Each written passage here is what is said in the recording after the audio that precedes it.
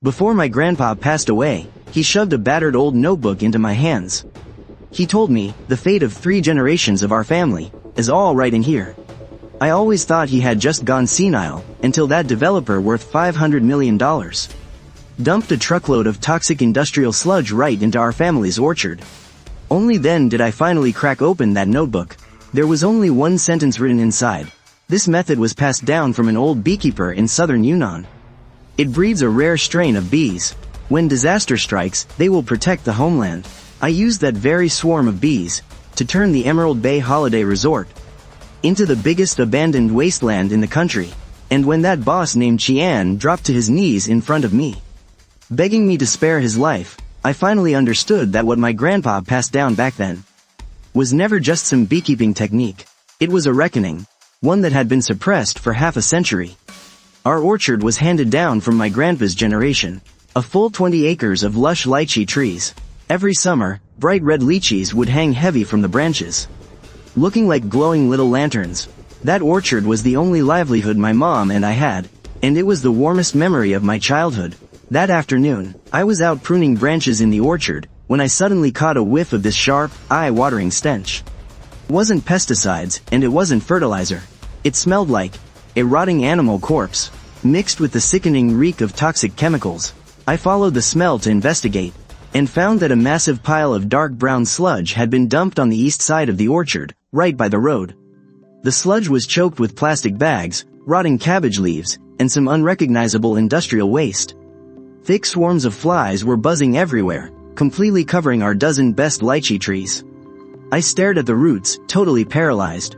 I felt like a bucket of freezing ice water had just been poured over my head, chilling me straight down to the bone. This orchard, my grandpa bought it with his life. Back when he was fighting off the invaders, his leg got permanently crippled. After he was discharged, he used his veteran's pension to buy this barren slope, hacking it out of the dirt, one swing of the hoe at a time. My mom used to tell me, the roots of our family, for 3 generations, are planted deep in this very orchard. I followed the deep tire tracks left in the sludge, and they stretched for 2 kilometers straight to a luxury resort construction site. It was being built by some massive developer from the provincial capital, called the Emerald Bay Hot Spring Resort. The boss's last name was Qian. Word was, he had some serious political backing in the province. The guy running the site was a middle-aged dude with a harsh buzz cut. Suppressing my rage, I confronted him. "Your site's toxic waste. Why the hell is it dumped in my family's orchard?" He sneered. "Which eye of yours saw us dump it, huh?" Manager Zhao shot me a dirty, sideways glare. "Those tire tracks came straight from your site," I yelled. "Hey kid, watch your mouth. Don't go spitting wild accusations. We're not the only construction site around here. Besides, even if we did dump a little mud, wouldn't it make some damn good fertilizer for your precious trees?" The crew of workers behind him burst out laughing. My knuckles cracked loudly as I clenched my fists. I wanted so badly to rush up and smash his face in, but I knew I couldn't. This piece of trash was just waiting for me to throw the first punch. The second I did, he'd bite right back, and accuse me of picking fights. I'd be the one ending up in deep, deep trouble. I turned my back and walked away from the site. Manager Zhao's mocking laughter echoed behind me. "There you go, that's a good boy. Be smart, go back and play with your little fruit trees. Who knows, maybe in a couple of years, if our boss is feeling generous, he'll buy out your crappy little orchard too. Tossing you a few leftover scraps wouldn't be a bad deal." My whole body was shaking. My fingernails dug so deeply into my palms that they bled. When I got home, I couldn't bring myself to tell my mom the truth. "Son, what's wrong with you?" she asked. "Mom, don't worry, it's just a minor issue." I was terrified the shock would be too much for her. She has a weak heart. She's been surviving on medication for years. That night, I tossed and turned, completely unable to sleep. I dragged myself out of bed at 4 in the morning and headed straight to the town police station to file a report. The officer who took my case was actually pretty thorough. He came out to the orchard with me, snapped some photos, took some soil samples, and even went over to the construction site. But Manager Zhao? His attitude did a complete 180. He was all smiles, offering us cigarettes and pouring tea. "All our materials are fully certified. Someone is definitely trying to frame us for this." The police investigated for a few days, but eventually told me, "There's just not enough evidence. Those tire tracks don't point solely to them. There are several other sites nearby. We can't prove for sure that it was them. I honestly saw this coming. A guy like Manager Zhao, who thrives in the provincial capital. Making a little problem like this disappear is a piece of cake for him. I didn't bother asking for help anymore. I just quietly started cleaning up the orchard, shoveling away the toxic sludge, spade by spade. My fingers got sliced open by shattered glass hidden in the muck, but I didn't stop. My blood mixed right into the mud as I scooped it into sacks. I cleared out over 30 bags of toxic waste in total. I piled them up in the corner of the orchard and threw a plastic tarp over them. But what broke my heart the most were those dozen or so ancient lychee trees. Their leaves were already turning yellow and curling up. Whole branches were just shriveling up and dying. Grandpa planted this entire grove with his own 2 hands. They're older than my own father. They used to yield thousands of pounds of lychees every single year. It was our family's main source of income. And now, I was watching them die, one by one. Like a group of poisoned elders. I fell to my knees by the roots, and dug through the dirt with my bare hands. The chemicals from the sludge had completely soaked into the soil. The roots were pitch black and rotting. They were completely beyond saving. Mom found out eventually. She stumbled her way into the orchard, her legs trembling, and just stared at the row of dead lychee trees, tears streaming down her wrinkled face. These were your grandfather's life and soul. She stroked the dry, cracked bark over and over again, like she was caressing the face of a lost loved one. I helped her back into the house and poured her a cup of hot water. But she just sat on the doorway, staring blankly into space. For the entire afternoon, she didn't say a single word. That night, I made a decision, since people wouldn't do anything about this. Then I'd let heaven handle it. I opened the old camphor wood trunk that Grandpa left behind. Inside were his discharge papers, his military medals, and a yellowing notebook held together by cotton thread. Written on the cover in Grandpa's crooked ink handwriting were the words, Beekeeping Journal. After leaving the army, aside from growing lychees, Grandpa was also a beekeeper. I actually learned from him for a few years when I was a kid. I knew the ropes, but when lychee prices went up later on, we just focused entirely on the orchard. I flipped through the journal, page by page, reading about how to manage swarms, how to prevent pests and diseases, which flower seasons produced the best honey. Turning to the back, I found a page with a folded corner. Grandpa had drawn a big circle in red ink. Inside the circle were the words, Secret Queen Bee Pheromone. Below it was a complex recipe I couldn't quite wrap my head around. It listed the exact ratios for different pollens, along with some obscure herbs I'd never even heard of. Right next to it, Grandpa had added a tiny note in the margin. Formula originated from southern Yunnan. An experienced beekeeper can breed a special type of bee. In times of crisis, they can protect our home. Unless absolutely necessary, do not use them lightly. I stared at this line of text for a long time. What exactly did Grandpa go through back then? Why did he write down this recipe? What did he mean by protecting our home? I decided to give it a try. Early the next morning, following the recipe in his notebook, I went to the herbal shop in town to buy all the ingredients, then headed into the mountains to gather a specific wildflower pollen. Grandpa's notes said these ingredients had to be mixed together, blended with honey, and left to ferment in a sealed jar for 7 days and 7 nights. I hid the jar in the cellar deep inside the orchard, where the temperature stayed constant. It was where Grandpa used to store lychees. For 7 days, I checked on it once a day. By the 4th day, a strange fragrance started coming from the jar. It wasn't a floral scent, nor did it smell like honey. It was a very unique smell, like the earth right after it rains, mixed with the scent of wild berries.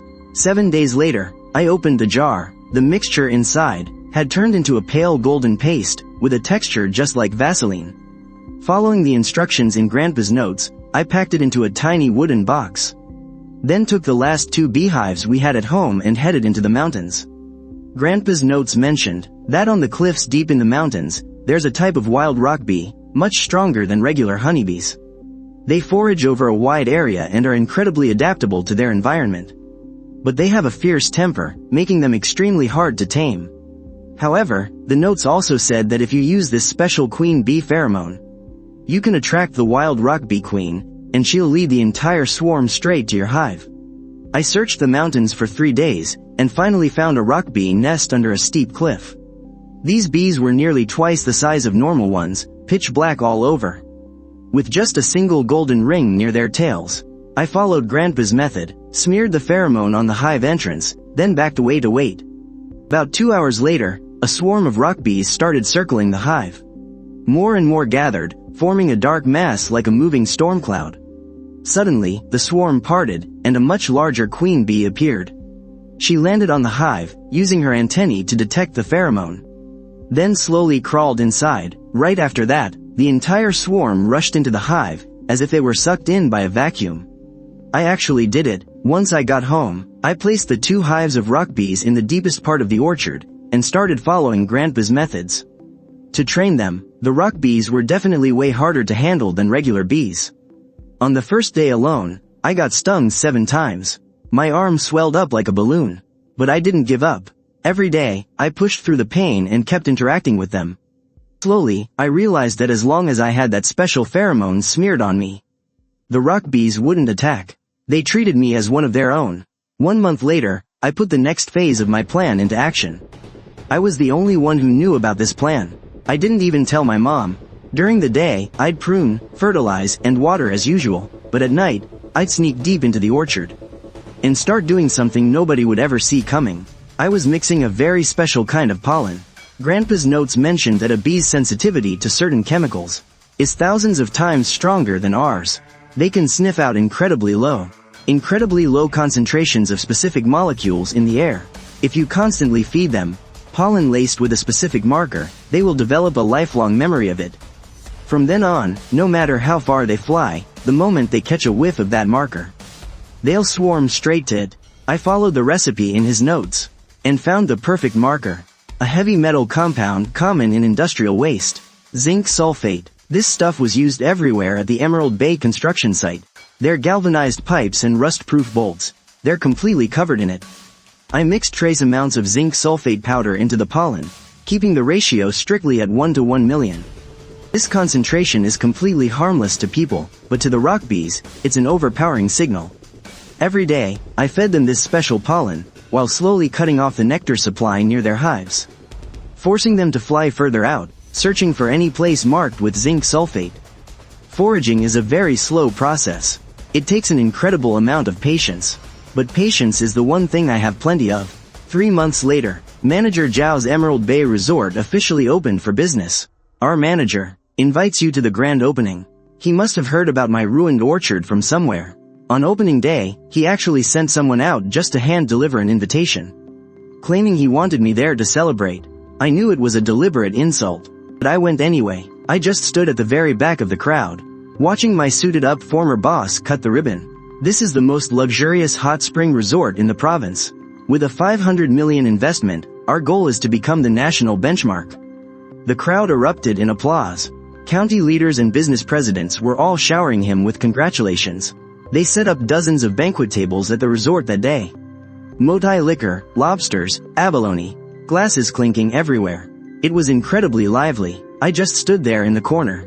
My face is dead and still as stagnant water. No one noticed me, and no one knew what I was really looking at.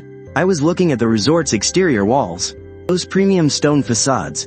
The joints were completely sealed with clear waterproof silicone. That silicone contains zinc sulfate. Their hot spring pools, built with galvanized pipes, the anti-rust paint on the pipe joints, also loaded with zinc sulfate. Every single inch of that entire resort was giving off a scent. A signaling marker that only my rock bees could perfectly track. A slight smirk crept onto my face. A smirk that absolutely no one noticed. As soon as I got home, I doubled the concentration of my special pollen. The rock bees devoured it in a frenzy. My face reflected in their compound eyes. A face that was completely cold and dead inside. Business at Emerald Bay Resort was booming, I'll give them that. For the first month, the rooms were fully booked every single day. The hot springs were absolutely packed with people. Boss Qian even opened 2 new branches in the provincial capital, and Manager Zhao got a fat promotion. He was made vice president of the entire project. They all thought the good times were just getting started. Meanwhile, back at my orchard, those dozen or so dead lychee trees, their roots had rotted completely through. On the very first weekend of July, Emerald Bay hit peak tourist season. The parking lot was jammed with Mercedes, BMWs, and Audis. The hot spring pools were crammed tight like dumplings in a pot. Then, right around 3 in the afternoon, suddenly, someone shrieked, "Bees!" And then, the screaming started echoing everywhere. Seemingly out of nowhere, tens of thousands of pitch-black bees swarmed the sky. They buzzed and hovered over the resort, like a moving black storm. The bees weren't stinging anyone, but they were acting really strange. They didn't go for the flowers, and they didn't go for the food, either. Instead, they completely swarmed the exterior walls, the pipe joints, and the hot spring pools. Every single spot with waterproof glue or anti-rust paint was densely covered, layer upon layer. The guests were terrified and scattered in every direction. Some called the cops, some called the fire department, and some just jumped in their cars and bolted. The resort's security guards tried spraying them with fire extinguishers, but the bees didn't even budge. They just stayed glued to those chemical spots. No matter what we did, we couldn't chase them away. Manager Zhao was out grabbing a bite when he got the call. He rushed back in a total panic. When he saw the scene in front of him, his face turned completely green. He ordered his guys to buy dozens of cans of bug spray, and they blasted the swarm. But these rock bees were way tougher than normal bees. The regular bug spray barely made a dent. After struggling until nightfall, the swarm finally started to thin out, leaving the resort in an absolute mess. Manager Zhao figured it was just a freak accident. The next day, he had his guys hose down the exterior walls and patch up the waterproof glue. But on the third day, the bees came back. And this time, there were twice as many. Besides the spots on the outside walls, they even started sneaking inside the buildings. The galvanized pipe joints in the kitchen, the anti-rust floor drains in the bathrooms. You could see little clusters of these black bees everywhere. The guests were absolutely freaking out. Nobody wants to spend their vacation in a place swarming with bees. Videos started popping up all over social media, too. The titles were all like, "Emerald Bay Resort Under Siege by a Bee Swarm." Some people even commented, "You can just tell there's something sketchy about this place. Even the bees can't stand it, so they're coming to pick a fight." HMPH.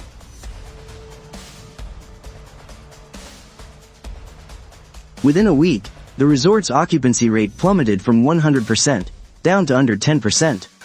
A bunch of massive corporate retreats got cancelled. The losses hit over 5 million. Manager Zhao was running around like a headless chicken. He ended up calling in a pest control expert from the province. The expert scanned the area with his equipment, pointed at the black bees shoved in the wall cracks, and said, "These are wild rock bees. They're incredibly rare. Normally, they'd never come near human buildings. This kind of behavior means they're probably being lured in by some sort of chemical signal. As for what exactly that signal is, we'll need to run some lab tests. Send this sample in for analysis." Manager Zhao was still pretty skeptical, but he had his guys collect some samples anyway. They sent them off to the lab, but right after they saw the expert out, another disaster struck. A pipe for one of the hot spring pools suddenly burst.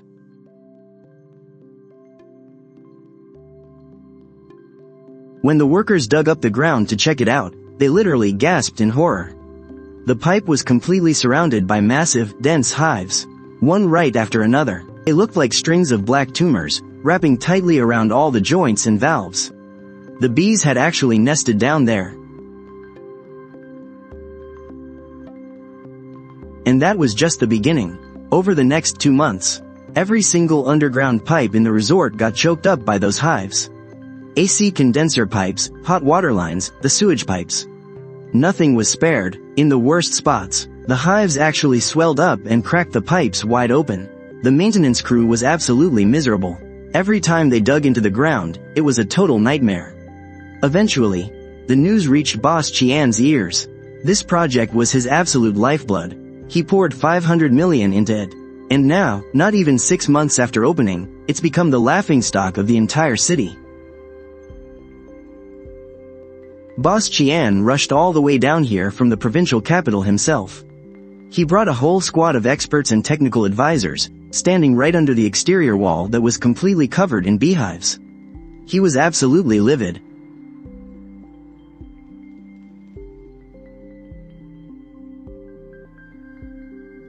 "What the hell is going on here?" he demanded of Manager Zhao, What exactly is going on? Boss, The experts are saying it's an abnormal migration of wild bees. Or, it might be an issue with the construction materials. Boss Qian slammed his hand down on the table. I don't give a damn what you have to do. You have exactly 1 month to find a solution to this mess. Or else you can pack your bags and get the hell out. Manager Zhao wiped the cold sweat dripping from his forehead, and started asking around frantically, trying to find out if there were any master beekeepers who could tame these rock bees. Someone said these wild rock bees were terrified of fire, and that we could just smoke them out. Without a second thought, Manager Zhao grabbed a crew with flamethrowers and just started torching the hives. But it totally backfired. Not only did it fail to drive the bees away, it completely destroyed the exterior waterproofing, which immediately caused terrible leaks in several guest rooms. Then, someone else suggested fumigating them with heavy-duty pesticides. So, Manager Zhao threw down $200,000 to hire a pro-extermination crew. They wrapped the entire building in a massive sealed tent, and pumped it full of poison gas. They kept this up for 3 whole days and nights. The exterminators practically swore on their lives, promising that not even a single fly would survive. Yeah, right, the moment they took the tent down, the very next day, the bees were back. And this time, there were even more of them. It was like every single rock bee on the mountain got the memo and rallied right here. Manager Zhao completely lost his mind. He just couldn't wrap his head around it. Which god had he completely pissed off? Boss, I'm telling you, this whole thing feels super sketchy. I mean, think about it. Why are these bees zeroing in on us specifically? I heard about that kid next door who tends to the orchards. His family has been keeping bees forever. And his grandpa, back in the day, his grandpa was the most legendary bee master in all the surrounding villages. The very next day, he showed up at my orchard with a bunch of his workers. Just standing outside the fence, snooping around. I was right in the middle of pruning my fruit trees. I heard the noise, looked up, and met his stare without batting an eye. What have you been up to lately, kid? Not much, just looking after my orchard. His eyes were darting all over the place.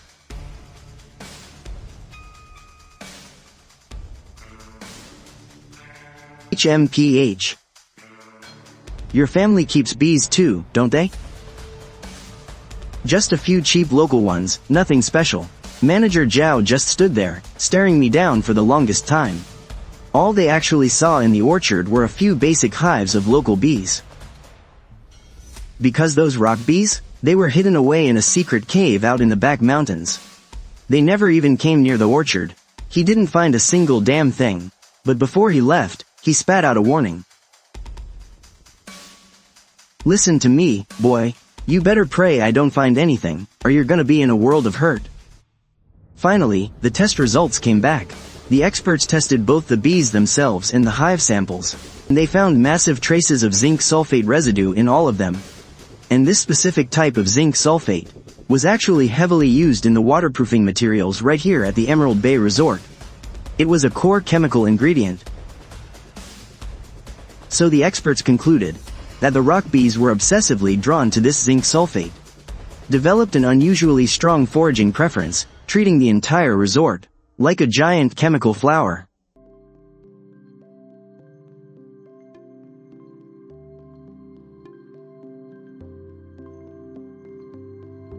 They used cheap stuff for the waterproofing materials. The zinc sulfate content in these materials was way higher than the national standard. Keep the budget tight. Boss Qian told him to control the budget, so he figured it wasn't a big deal anyway, might as well save where he could. And the result? The chemical signals released by these shoddy materials became the main culprit that attracted the bee swarm. I don't know who leaked the news, but the county's environmental, quality, and construction bureaus showed up for inspections one after another. They found that the building materials used in Emerald Bay Resort had multiple quality issues. Waterproofing, fireproofing, and earthquake resistance all failed to meet standards. They were ordered to shut down and fix everything. Boss Qian went all over the province trying to pull strings. But the uproar was just too big this time. No one dared to put in a good word for him. He had no choice but to bite the bullet and take the punishment, paying a fine of over 5 million. And on top of that, he had to shell out another 30 million for renovation costs.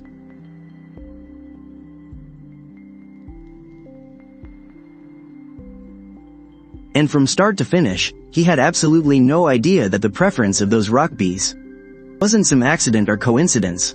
Starting from my grandpa's yellowed notebook, it was a trap, carefully set up step by step.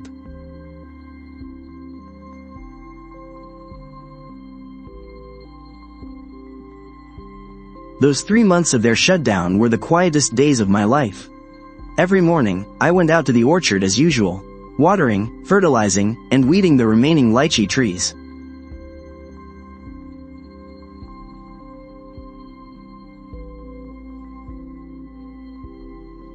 I didn't dig up the trees that had withered from the pollution. I just let them stand there, like black tombstones, reminding me that, in this world, when your fists aren't hard enough, you have to use your brain.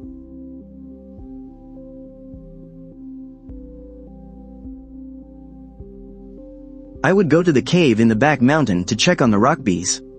Those little guys had already multiplied into over 40 hives. The speed was way faster than I had expected. Grandpa's notebook said,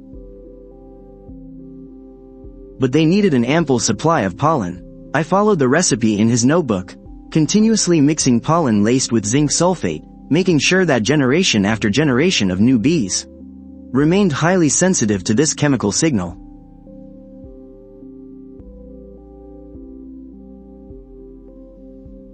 Coming home in the evening, I cooked for my mom. Her health had improved a bit lately, and occasionally she could come sit in the yard. Looking at that patch of dead lychee trees, she would still sigh.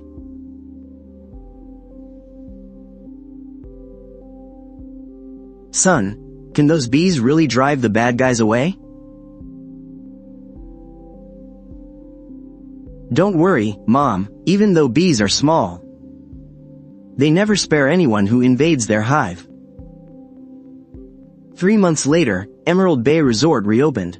This time, they replaced all the waterproofing materials, pipes, and paint with products that met national standards, spending a massive fortune on a complete renovation.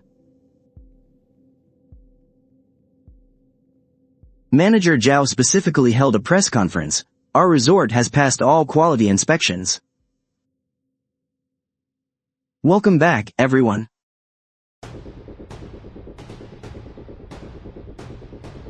On the night of the press conference, I went back to the cave in the back mountain and increased the concentration of the newest batch of special pollen to 5 parts per million.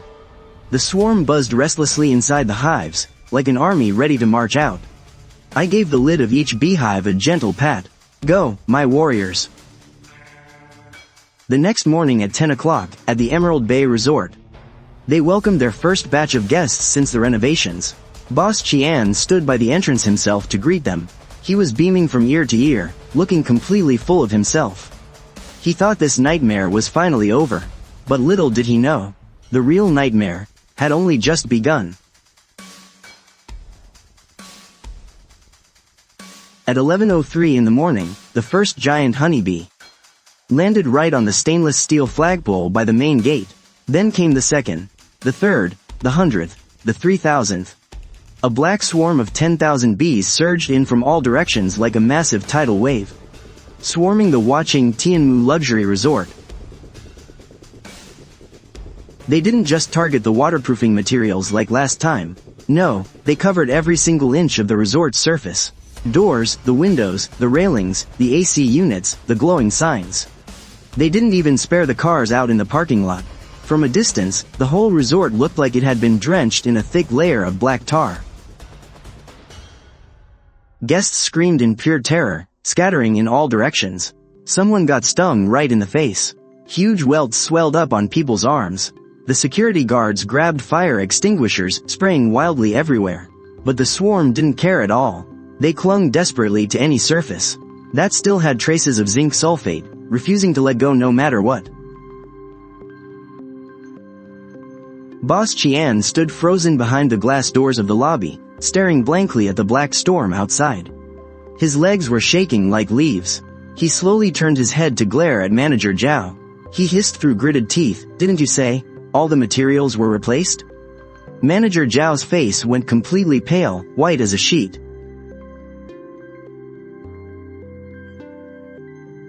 "Boss, I swear I replaced everything.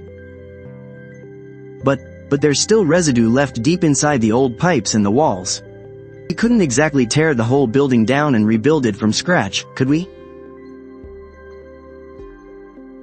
Boss Qian closed his eyes.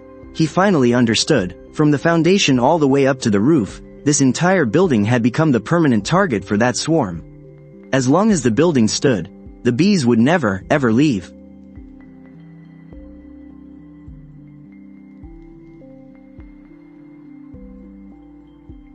Later that afternoon, the Emerald Bay Resort announced it was shutting down once again. But this time, it was shutting down indefinitely. As soon as the news broke, the entire town went completely crazy. All the dirty little secrets Boss Qian used his money to bury started getting dug up, one by one. Someone reported him for bribery back when he first bought the land. Another exposed his violent, illegal evictions of local families. And people even started saying that his other projects cut serious corners, leaving massive safety hazards everywhere.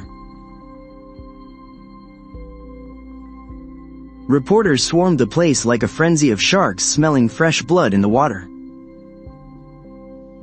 This incredibly bizarre incident, now known by the locals as the Black Wind event, still hasn't received any logical explanation. Why on earth are these bees so obsessed with this specific building? Could there be a much darker secret hiding behind all of this? We will definitely continue to follow this story closely. And right at that very moment, I was standing on the hillside of my own orchard, watching from afar. Staring right at that villa hotel completely swallowed by the swarm. The wind brushed through the lychee grove, and the dead, withered branches rustled, sounding almost as if they were humming together in a choir. Singing an ancient, haunting lullaby about karma. I turned around and walked deep into the orchard. I went down to the cellar and pulled out my grandfather's old beekeeping journal. I flipped it open right to the very last page. There, written in my grandpa's faded red ink, was a single line. A bee swarm never attacks humans unprovoked, unless someone dares to touch their home first. Their memories, they get passed down, generation after generation. Once they lock onto an enemy, they will never, ever forget. I closed the notebook, pressing it tightly against my chest. Boss Qian's company announced bankruptcy and liquidation in August. The villa's assets were seized and auctioned off by the court. But because of severe quality issues, plus the news of the bee swarm wreaking havoc making national headlines, absolutely no one dared to take over.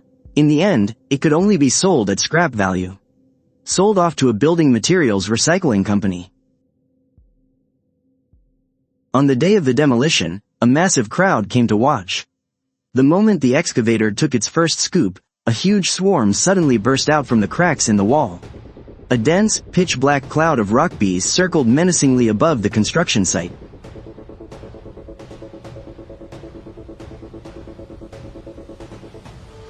The workers were so terrified they dropped their tools and ran.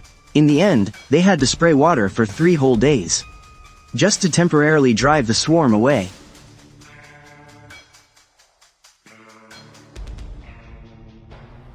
Then they rushed to tear down the entire main structure. I stood in the crowd, watching that building, which once stood as a symbol of wealth and power, collapse piece by piece amidst the deafening roar. The rising dust blotted out the sun and the sky. As the dust settled, scenes began flashing through my mind like a movie. Scene after scene flashing by. My grandpa holding me, sitting next to the beehives.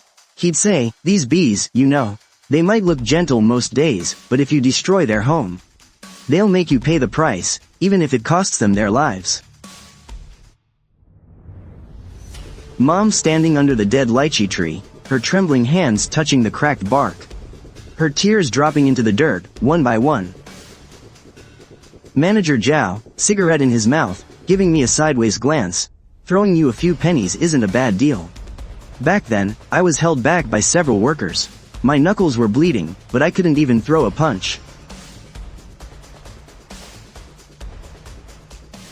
These scenes flashed by one, finally freezing on those tree roots drowned in toxic sludge. The roots were black and rotting, looking just like severed arms. The chemicals in the sludge were still bubbling and fizzing, swallowing up every last drop of life. The dust cleared, Emerald Bay Villa had turned into nothing but a pile of ruins. Manager Zhao and boss Qian stood not far away. The two of them looked completely soulless, just staring blankly at that pile of rubble. I didn't give them a second look. I turned around and walked away. As I was walking out of the crowd, someone recognized me and whispered softly, "That's the guy who grows lychees next door. His family's orchard was completely ruined by the Emerald Bay people." He didn't say anything else, but everyone understood. The crowd automatically parted, making a path for me. I walked steadily, step by step, walking out of the construction site, walking up the dirt slope, walking into that 20-acre lychee orchard. Inside the grove, sunlight filtered through the leaves, spilling shattered gold across the ground. I grabbed a handful of dirt and held it under my nose to smell it. That foul stench was finally gone, replaced by the fresh, clean scent of newly turned earth. It had been 3 years, this poisoned land was finally starting to heal itself. I thought about the words in Grandpa's notebook again. He said, "The land has a memory. Whatever you pour into it, it will eventually give back to you in its own way. And people are exactly the same."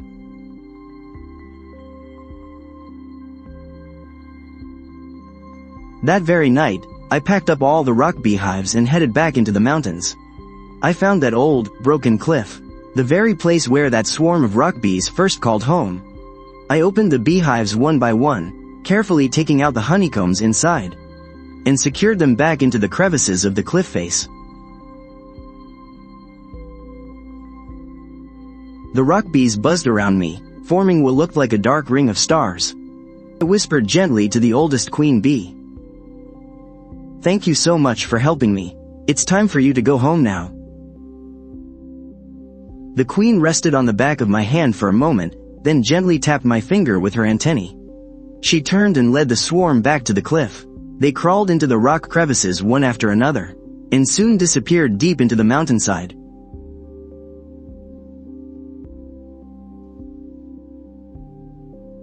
Leaving only that deep buzzing sound, echoing through the valley for a long time. I bowed deeply toward the cliff face, then walked down the mountain without looking back.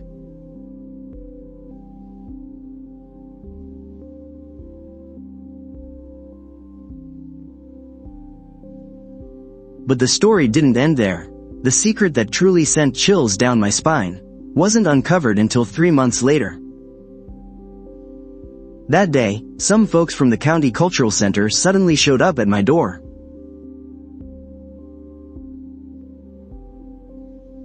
"Hello there. While organizing the local historical records, we found an old file belonging to your grandfather.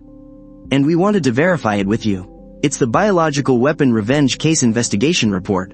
The file was a military court verdict from 1953. The defendant's name was clearly my grandfather's.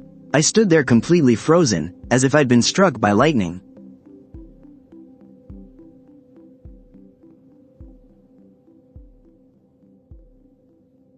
The verdict stated that in 1952, while my grandfather was serving in southern Yunnan, he had unlawfully used a special biological weapon to attack a local thug's home.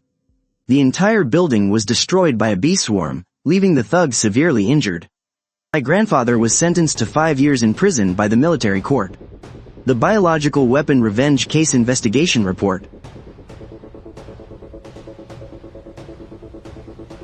It turned out, that line in his notebook about protecting our home in times of peril wasn't about protecting the country on the battlefield at all. It was about protecting his own. That thug had set his sights on my grandfather's fiancée, the woman who would later become my grandmother. While my grandfather was away on a mission, the bastard tried to assault her. My grandmother fought back with everything she had, and jumped from the second floor, shattering her spine. She was paralyzed for life.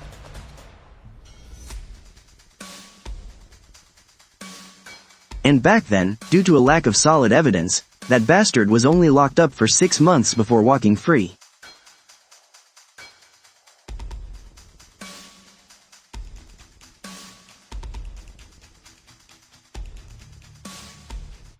That notebook wasn't some collection of folk wisdom, it was a complete biological warfare combat manual.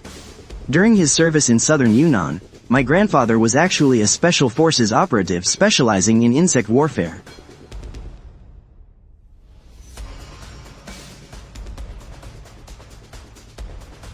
His mission was to use bees carrying chemical tracers to mark enemy ammo depots and command posts, guiding bombers in for precision strikes. Only, he ended up using this exact tactic for personal revenge. The folks from the cultural center said that the military trial caused a massive uproar back then. A lot of grassroots soldiers signed a petition begging for mercy on his behalf, saying that the corrupt commander had done countless evil deeds, and entirely deserved what he got.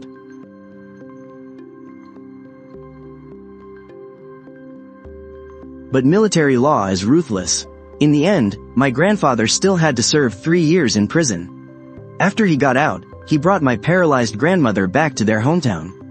They used his severance pay to buy this barren hillside, started planting lychee trees, and began keeping bees.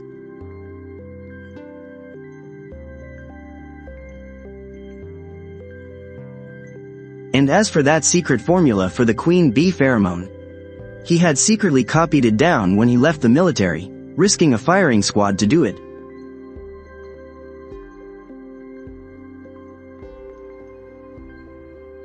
After all of that, after the people from the cultural center left, I sat out in the yard alone for a very long time. I remembered so many little details. When I was a kid, the other old folks in the village, they all loved telling us kids their war stories. But Grandpa, he never brought it up. Whenever anyone asked him how he messed up his leg, he'd just say, "Got it fighting the invaders." And those military medals of his, he never let a single soul touch them. I remember when he taught me how to mix the right pollen concentration, there was this special look in his eyes. A look you only get from seeing some real stuff. And suddenly, it all made sense to me. I knew exactly why he left that notebook behind.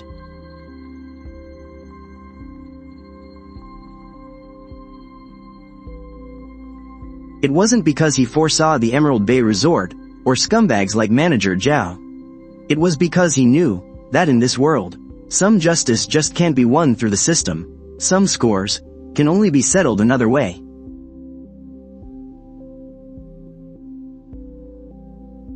He didn't just leave me a swarm of bees. He left me an unfinished verdict, a piece of justice buried for half a century, a simple farmer's ultimate ace in the hole against the rich and powerful.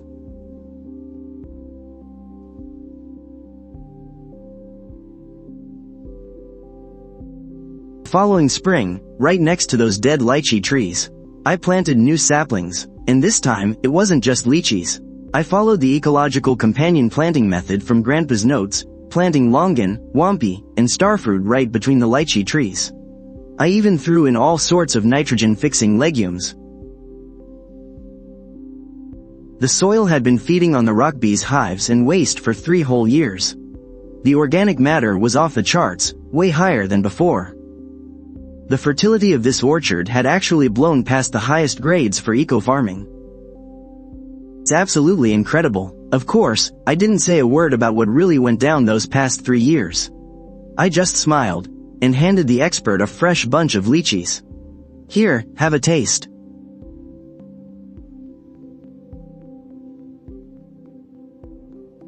This land has a mind of its own.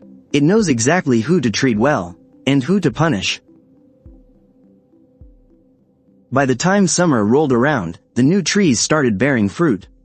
The yield wasn't huge yet, but man, the fruit was incredibly plump. Bursting with juice and sweet enough to blow your mind.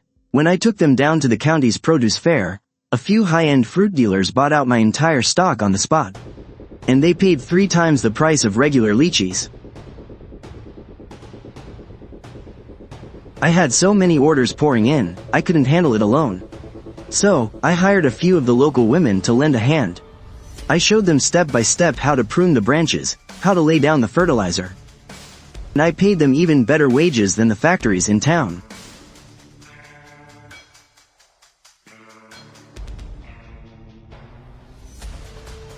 Mom's health is doing so much better now, too. She sits in the yard every day, helping us sort the fruit. Her wrinkled face just lights up with the biggest smile. "If only your grandpa could be here to see this," she'd say. And in my heart, I'd quietly answer her, "He sees it, Mom. He definitely sees it." When autumn came, the provincial TV station's agriculture channel showed up to shoot a documentary in our village. Their director had caught wind of how I used rock bees to bring the soil back to life. They thought it was a major scoop. Haha. "Mr. Lee, we understand that you used a highly unusual method. Breeding wild rock bees up in the mountains, and using their hives and waste to actually cure the contaminated soil. This kind of approach is incredibly rare anywhere in the country. Tell us, how did you ever come up with such an idea?" I just looked straight into the camera, and gave a little wink. "Oh, it's nothing special really. Just a little old school wisdom, passed down from my grandfather."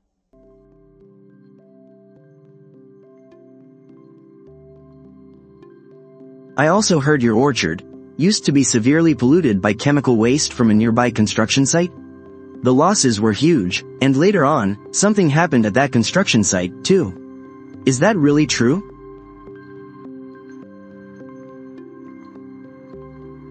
Is it? I'm not really sure. I just focus on tending to my own land. As for everything else, the wind will sweep away what it can, and whatever is meant to stay, will naturally stay. After the show aired, my orchard became a massive internet hotspot. Orders came flying in from all over the country. I even started my own fruit brand. I called it, The Bee's Return.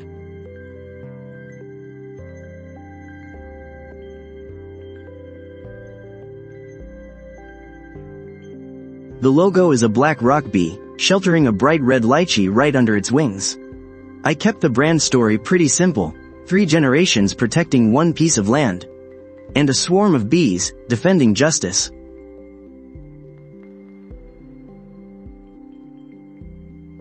I organized Grandpa's beekeeping journal and got it published. The book is called, The Swarm's Verdict. Right on the title page, I printed the exact words Grandpa wrote all those years ago. The swarm never strikes first. Unless someone messes with their hive.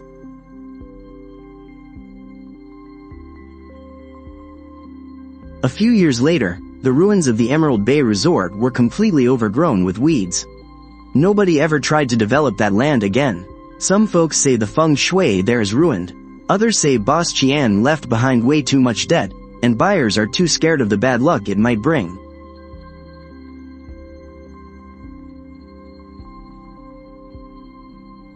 Meanwhile, the women from the village I hired back then, they've all become my business partners now. I provide the know-how and the saplings, and they provide the land and the hard work. We plant the fruit trees together using an ecological mixed planting method. By the end of last year, the village started a cooperative, and everyone elected me as the director. Standing there in the co-op's meeting room, I looked up at Grandpa's black and white photo on the wall. And I said to him in my heart, "Grandpa, all those things you said you couldn't protect back then, I can protect them all now." During the spring festival, Mom made a huge pot of dumplings. Just Mom and me, sitting out in our newly renovated courtyard. Right in the middle of eating, she suddenly started wiping away tears. "Mom, what's wrong?" "Oh, I just thought of your grandpa. If he knew you were doing this well, maybe that broken leg from back then wouldn't hurt so much anymore." Our family will never let anyone bully us again. On the night of the Lantern Festival, I carried 2 red lanterns and headed up the mountain out back all alone. I found the cliff where the rock bees used to live. There was no trace of the hives left on the rock wall anymore. Only the whistling sound of the wind blowing through the cracks, like a distant song of the bees. I hung the red lanterns on a branch near the cliffside, and lit the candles inside. The candlelight flickered in the dark, lighting up half the rock face. I turned to the cliffside, slowly bent forward, and took a deep bow. I whispered softly, "Thank you." The mountain wind swept past, blowing back and forth. The lanterns gently swayed in the breeze, like a silent reply. I stood back up, turned around, and made my way down the mountain. The path beneath my feet was newly built, laid with the village's fresh stone slabs. The solar street lamps on both sides flickered on automatically, lighting up the entire mountain path. I didn't look back again. Over the years, I've learned one thing: you have to keep moving forward. Your roots must dig deep into the earth. And as for the debts that need settling, time and nature never miss a single cent. When I got back home, Mom was already asleep. I quietly pushed open my bedroom door. I reached under my pillow for that beekeeping journal, and flipped to the blank space on the very last page. I picked up my pen, and right beneath the line of red text Grandpa wrote, I carefully added a line in blue. Liber and the others. And their swarm. The swarm remembered those bad people, and I will remember all of your teachings. I will pass this orchard down, and I'll keep passing it down. Then, I closed the notebook, and blew out the lamp on the desk. Outside the window, everything was dead silent.